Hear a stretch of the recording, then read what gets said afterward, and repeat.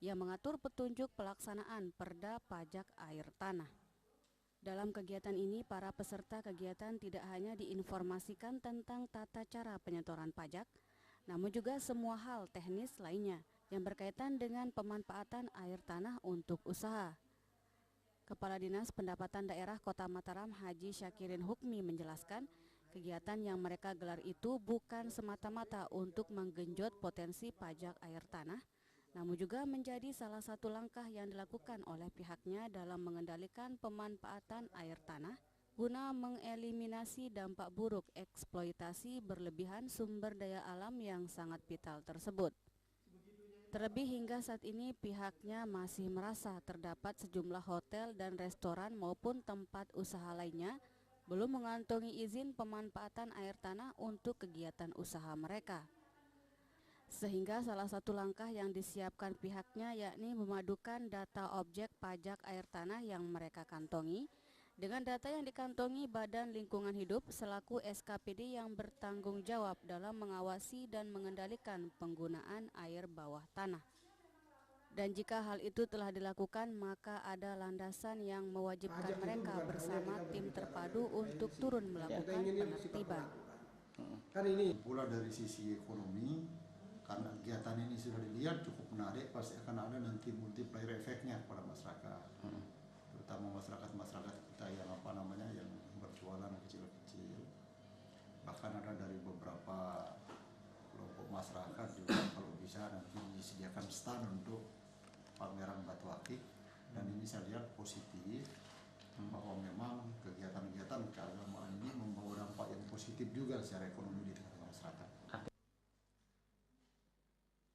Sementara saat disinggung terkait potensi pendapatan dari pajak air tanah, Syakirin menjelaskan jika target yang dibebankan kepada pihaknya masih sama seperti target tahun sebelumnya, yakni berkisar pada nominal Rp250 juta per tahun. Syakirin pun mengaku belum bisa menaikkan tarif penggunaan air tanah karena terganjal aturan baru yang menyebut jika pajak air tanah nantinya akan ditangani secara langsung oleh pemerintah provinsi. Irham Rosidi, Lombok TV, Mataram. Sebanyak 250 orang siswa dipastikan akan turut ambil bagian mengikuti lomba musabaqah tilawatil Quran tingkat pelajar se-Kota Mataram. Selain mampu untuk menumbuhkan kecintaan terhadap Al-Quran serta mampu melahirkan generasi yang berakhlak mulia, Dikpora Kota Mataram juga berharap kegiatan lomba MTQ pelajar tersebut bisa memberikan multiplier efek bagi peningkatan ekonomi masyarakat.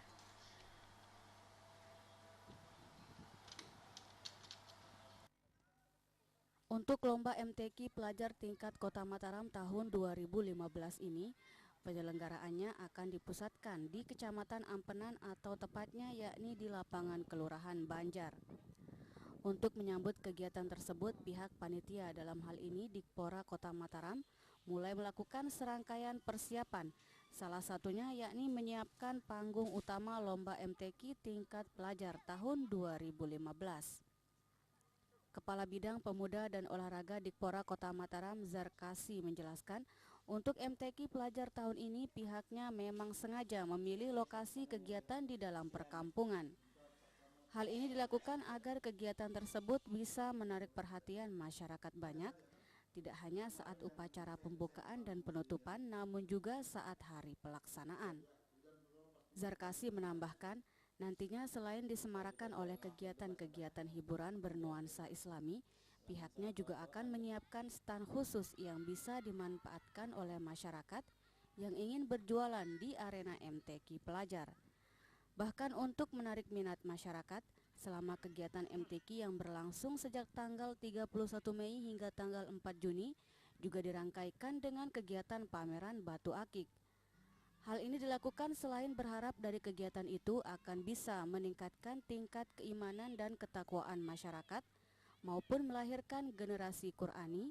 Agenda tahunan MTQ pelajar tersebut juga diharapkan bisa memberikan multiplier efek bagi peningkatan ekonomi masyarakat sekitar. Pula dari sisi ekonomi, karena kegiatan ini sudah dilihat cukup menarik, pasti akan ada nanti multiplier efeknya kepada masyarakat, terutama masyarakat kita yang yang berjualan kecil-kecil. masyarakat juga kalau bisa nanti disediakan stand untuk pameran batu akik, dan ini saya lihat positif bahwa memang kegiatan-kegiatan keagamaan ini membawa dampak yang positif juga secara ekonomi di tengah masyarakat. Lebih lanjut, Zarkasi menjelaskan, Lomba MTQ Pelajar tahun 2015 ini bagi pihaknya, khususnya Kota Mataram, dijadikan sebagai salah satu bentuk persiapan dalam menyongsong perhelatan Akbar MTQ tingkat nasional tahun 2016 yang kebetulan NTB khususnya Kota Mataram bertindak sebagai tuan rumah. Irham Rosidi, Lombok TV, Mataram. Berlanjut kita ke informasi lain, kali ini adalah terkait dengan Provinsi NTB yang kembali meraih opini wajar tanpa pengecualian atau WTP atas laporan keuangan tahun anggaran 2014, di mana opini WTP diraih Provinsi NTB untuk keempat kalinya secara berturut-turut, yakni sejak tahun 2011 yang lalu. Namun kendati demikian, Badan Pemeriksa Keuangan RI masih memberikan catatan temuan yang menjadi rekomendasi yang harus ditindaklanjuti oleh pemerintah Provinsi NTB.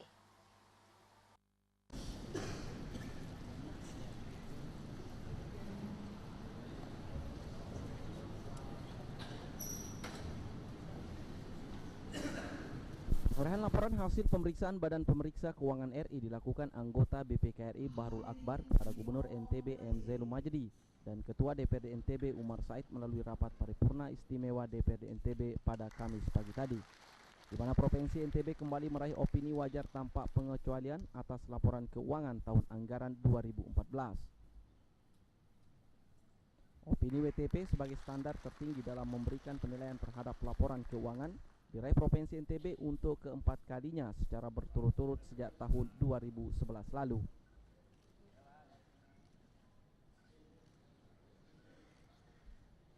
Dalam sambutannya, anggota BPKRI Bahrul Akbar mengatakan pemeriksaan keuangan yang dilakukan BPK terhadap laporan keuangan pemerintah Provinsi NTB dengan hasil WTP berdasarkan pada kesesuaian standar akuntabilitas pemerintah, kecukupan pengungkapan, kepatuhan terhadap peraturan perundang-undangan, dan efektivitas sistem pengendalian perencanaan. Di mana laporan keuangan itu lanjutnya terdiri dari laporan realisasi anggaran, neraca, laporan arus kas, dan catatan atas laporan keuangan yang meliputi pendapatan dan realisasi anggaran sebesar 2,79 triliun. Lebih lanjut, Bahrul Akbar menambahkan opini wajar tanpa pengecualian atas laporan keuangan pemerintah NTB diharapkan bisa bermanfaat untuk memberikan kesejahteraan bagi masyarakat Nusa Tenggara Barat. Selain itu, pemerintah NTB juga diminta untuk segera menindaklanjuti catatan temuan yang menjadi rekomendasi BPK dalam laporan keuangan pemerintah NTB tahun anggaran 2014. BPK menimbulkan bahwa di dalam laporan keuangan pemerintah Provinsi Nusa Tenggara Barat tahun 2014 adalah wajar dan objektif.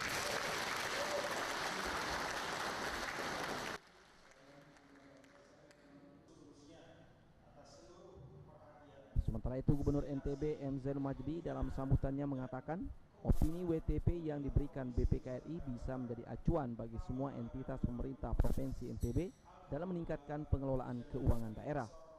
Selain itu, Majdi juga mengakui jika WTP bukan berarti serta-merta semua program pemerintah telah dirasakan manfaatnya oleh seluruh masyarakat Nusa Tenggara Barat. Oleh karena itu, dirinya berharap agar kedepannya selain meraih opini WTP atas laporan keuangan, juga program-program kerja yang telah disepakati bisa berjalan dengan efektif untuk memberikan kesejahteraan bagi masyarakat NTB. Kedepan LHP BPKRI untuk pelaksanaan anggaran tahun 2014 ini akan menjadi acuan bagi kami untuk terus meningkatkan kualitas dalam pengelolaan keuangan daerah dan juga berbagai hal yang meliputinya. Kalau kita cermati apa yang disampaikan oleh pimpinan BPKRI tadi kepada kita semua, bahwa WTP ini bukan berarti serta-merta menjamin efektivitas pelaksanaan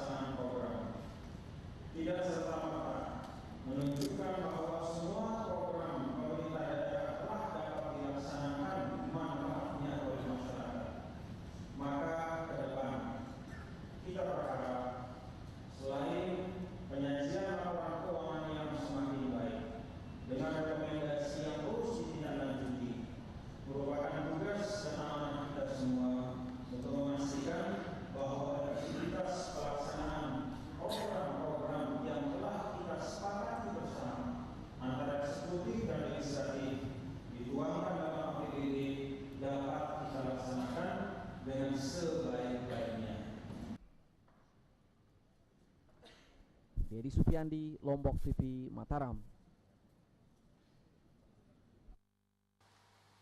Selamat tentunya untuk Provinsi NTB yang ternyata kembali meraih opini wajar tanpa pengecualian terkait dengan laporan keuangan tahun anggaran 2014. 4 kali berturut-turut sejak tahun 2011 tentunya. Dan informasi kami berikutnya masih akan terus kami hadirkan tentunya di Nuansa Lombok yang ternyata fraksi PDIP yang mengkritisi opini WTP. Nantikan informasi selengkapnya sesaat lagi.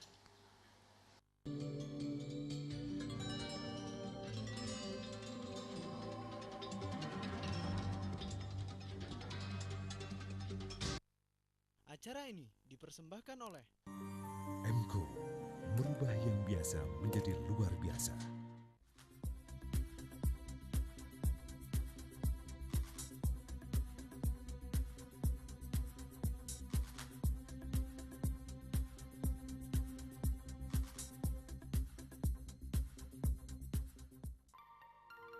Selamat datang di dunia warna MCO. Warna adalah karakter, inspirasi, ekspresi, lambang dan harapan. Inovasi warna MCO cat kayu dan besi yang penuh inspirasi. Kesegaran hijau kiwi adalah ekspresi dari kesuburan dan penyembuhan. Warna sejuk yang membawa energi vitalitas, kesehatan dan pertumbuhan. Seperti harapan Anda. MCO, merubah yang biasa menjadi luar biasa.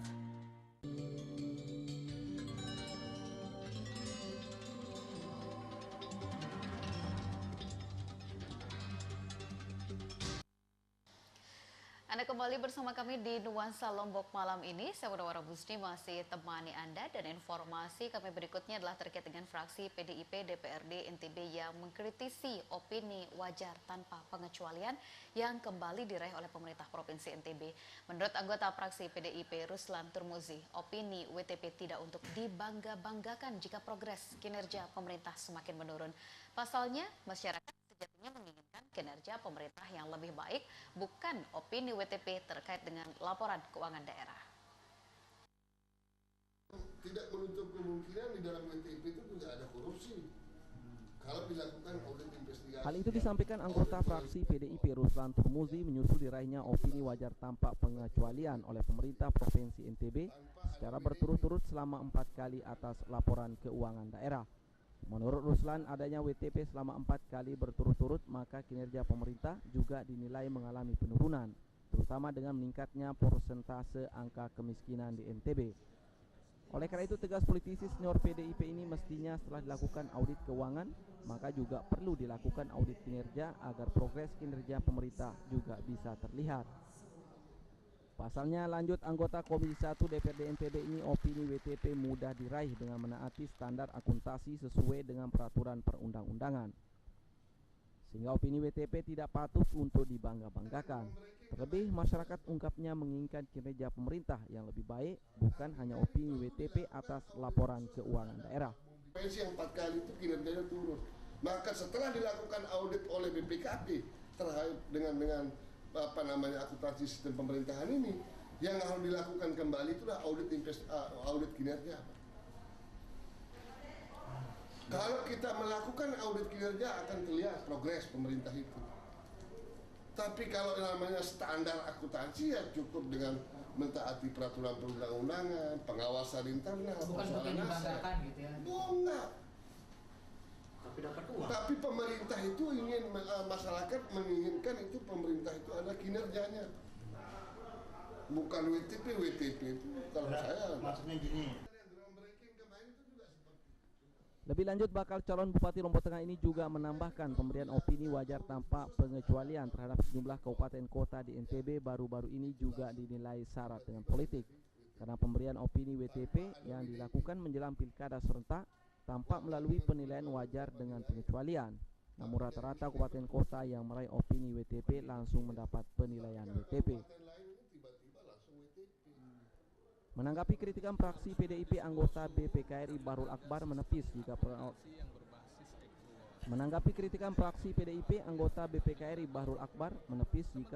opini WTP bagi kabupaten kota di NTB syarat dengan politik. Karena BPK tegasnya justru mendorong agar semua daerah bisa meraih opini WTP atas laporan keuangan daerah. Kemarin itu semuanya Pak, kalau mereka baik harus kita berikan, nggak boleh.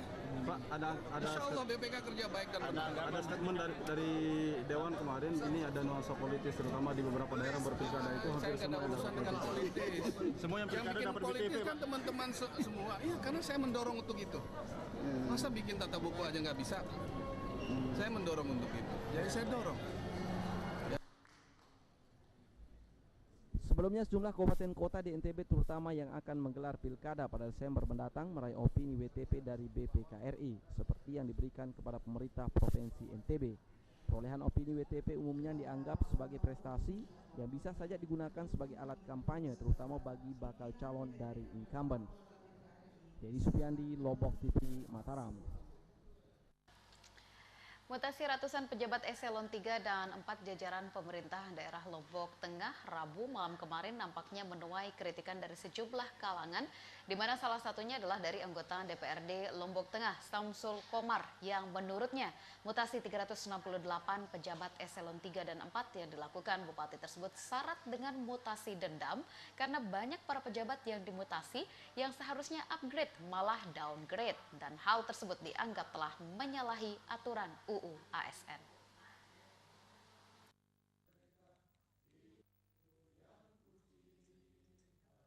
Mutasi pejabat struktural dan fungsional eselon 3 dan 4 di lingkup pemerintahan daerah Lombok Tengah yang dilakukan Bupati Lombok Tengah Rabu malam kemarin menuai banyak kontra.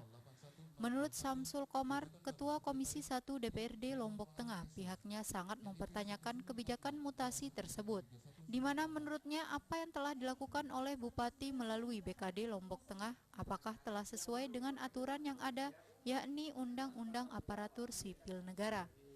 Menurut Samsul Komar, mutasi yang dilakukan Bupati tersebut syarat dengan mutasi dendam, di mana banyak para pejabat yang seharusnya dalam mutasi tersebut naik pangkat dan eselon, namun banyak yang downgrade alias turun pangkat.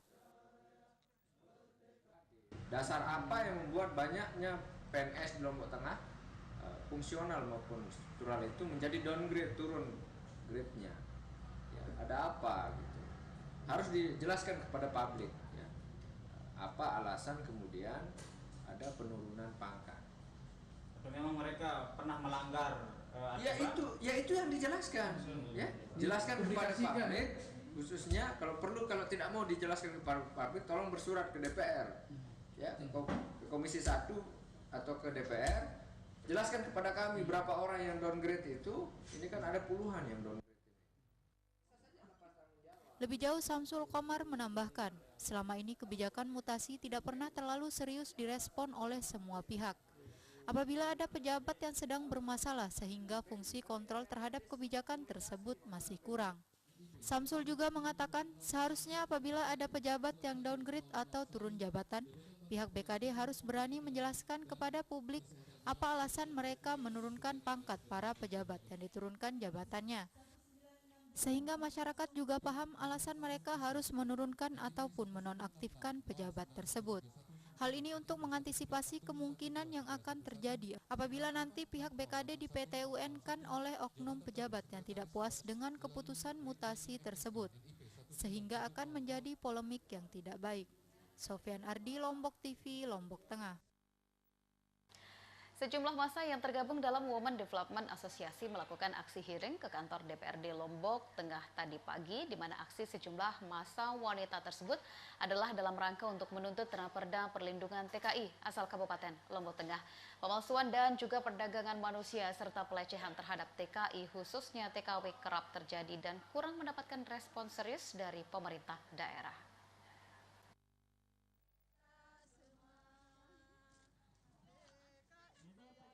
Dalam rangka menindaklanjuti surat nomor 52-PPK-5-5-2015 yang telah dilayangkan sebelumnya oleh sejumlah massa aksi yang menamakan diri Women Development Kabupaten Lombok Tengah mendatangi kantor DPRD Kabupaten Lombok Tengah untuk melakukan hearing.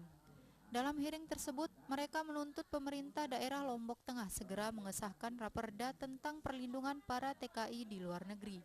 Pasalnya sering terjadi pemalsuan identitas dan perdagangan manusia hingga pelecehan seksual yang dialami para TKW.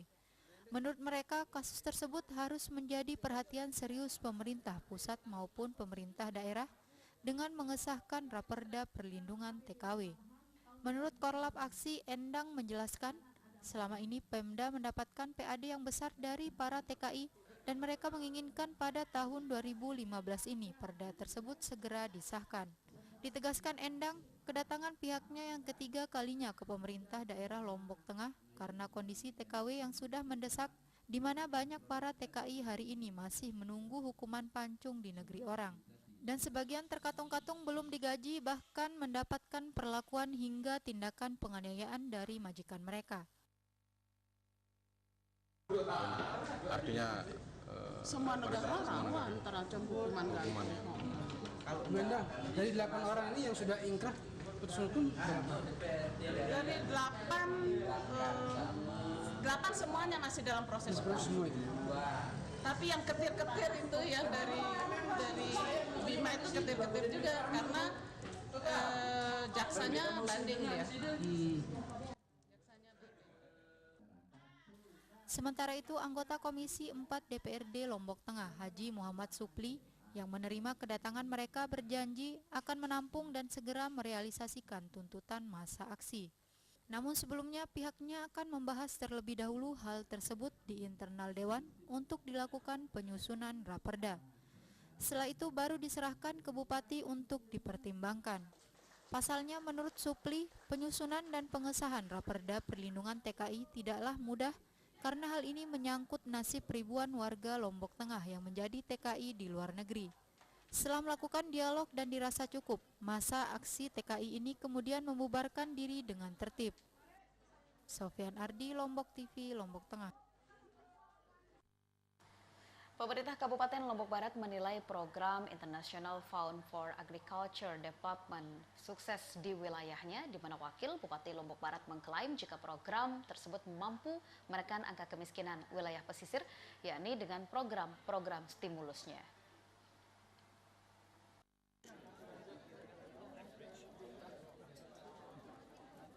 Demikian klaim yang disampaikan Wakil Bupati Lombok Barat Haji Fauzan Halid kepada awak media saat menemani pejabat AIFAD dan Kementerian Kelautan Republik Indonesia saat melakukan kunjungan evaluasi di wilayah pesisir Cemara, Lembar, Lombok Barat siang kemarin. Fauzan Halid mengaku jika program-program AIFAD yang dilaksanakan di 5 kecamatan 17 desa itu sukses menekan angka kemiskinan di wilayah pesisir melalui program-programnya, yang salah satu dinilai paling sukses di Lombok Barat adalah penanaman mangrove dan koperasi ekonomi kemasyarakatan. Hasilnya ini Pantai Cemara ini luar biasa. Hasil seperti AIFAD sendiri Pak. Tadi dari Wakil Presiden. Potensinya seperti apa? Potensi yang paling menonjol apa? Yang paling membuat beliau itu bangga, tertarik, ini diberi bantuan dan kemudian ada antisipasinya dalam bentuk koperasi. Jadi tidak selesai misalnya mereka membantu bukan berarti selesai, ada tindak lanjutnya karena masyarakat di sini sudah menyiapkan semacam koperasi. Ditambahkan Fauzan bahwa program AIFAD di wilayahnya saat ini telah memasuki tahun ketiga. Setidaknya AIFAD menggelontorkan bantuan ke wilayah pesisir Lombok Barat 6 miliar rupiah per tahun yang sampai saat ini terus diperpanjang. Sementara itu Wakil Presiden Program AIFAD Laksmi Manon mengaku puas dengan hasil program-programnya yang terus berkelanjutan dan dijaga baik oleh masyarakat penerima bantuan. Dan hasil pantauannya itu akan dijadikan rekomendasi untuk memperpanjang kontrak di Kabupaten Lombok Barat. Selain di pesisir Cemara, 2 desa pesisir di wilayah Lembar, 5 desa di Kecamatan Sekotong, serta 1 desa di Kecamatan Gerung dijadikan pilot project oleh AIFAD untuk mengembangkan programnya di Lombok Barat. Diharap warga penerima program bisa ikut membantu mensukseskan program-program stimulan yang diberikan salah satu funding dari luar negeri tersebut. Sahdan, Lombok TV, Lombok Barat. Ya, pemirsa, bahan bangunan jenis baru yang saat ini mulai banyak digandrungi oleh masyarakat dan juga menjadi incaran kontraktor atau pengembang perumahan adalah bata ringan. Nah, salah satu produk industri kreatif ini selain mampu bersaing dalam dunia bisnis, ternyata juga bisa menghasilkan omset hingga puluhan juta rupiah.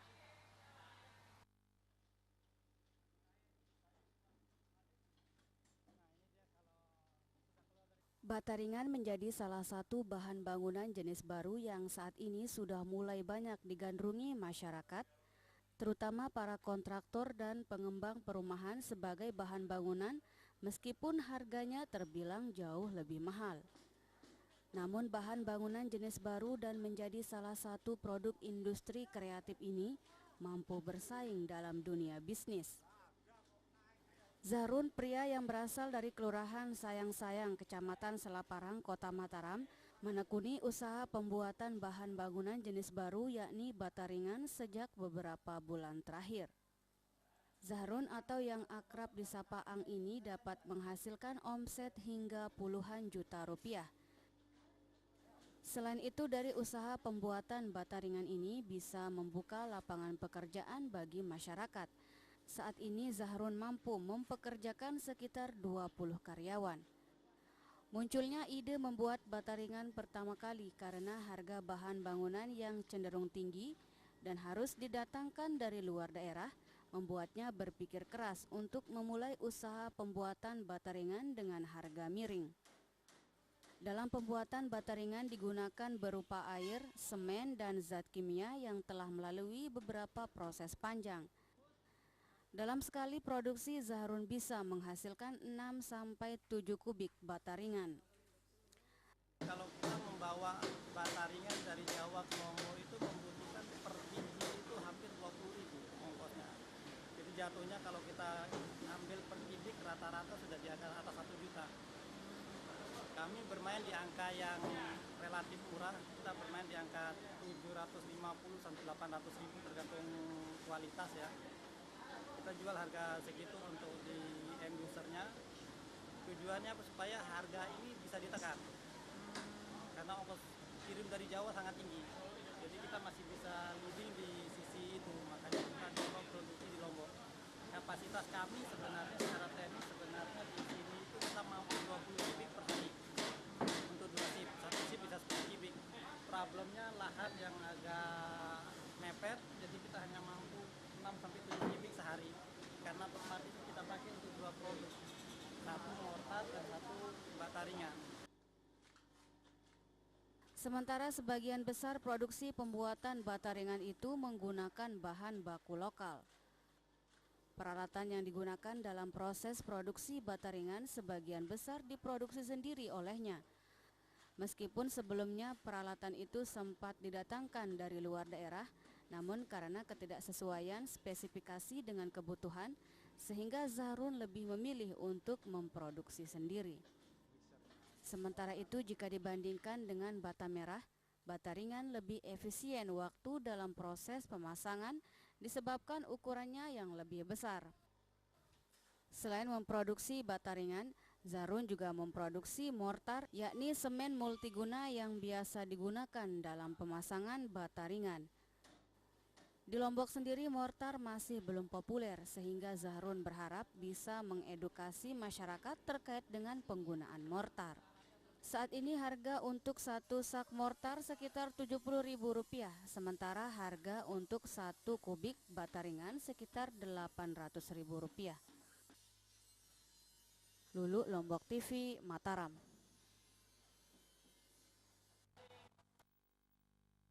Nuansa Lombok untuk edisi malam ini. Terima kasih Anda telah bersama kami dan kini saatnya saya Munawwar Muzmi pamit undur. Terima kasih Anda telah bersama kami. Wassalamualaikum warahmatullahi wabarakatuh. Selamat malam.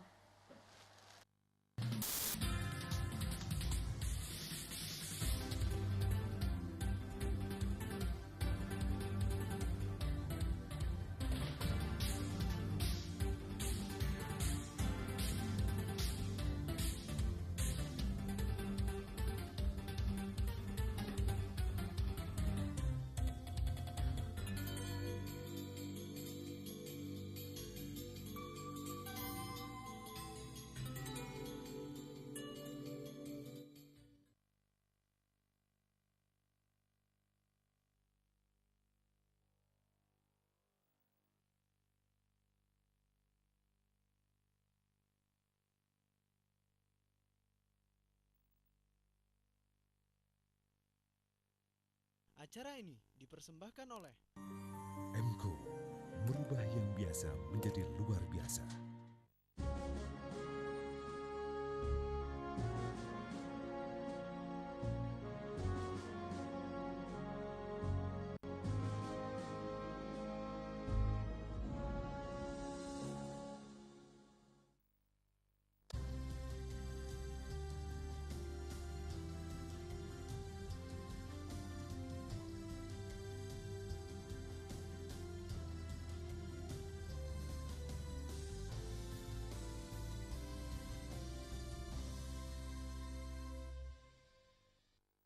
Halo saudara, kita berjumpa kembali dalam program Uang Kita bersama saya Meli Sintia. Kali ini kita akan membahas tema mengenai subsidi BBM dan beban anggaran negara.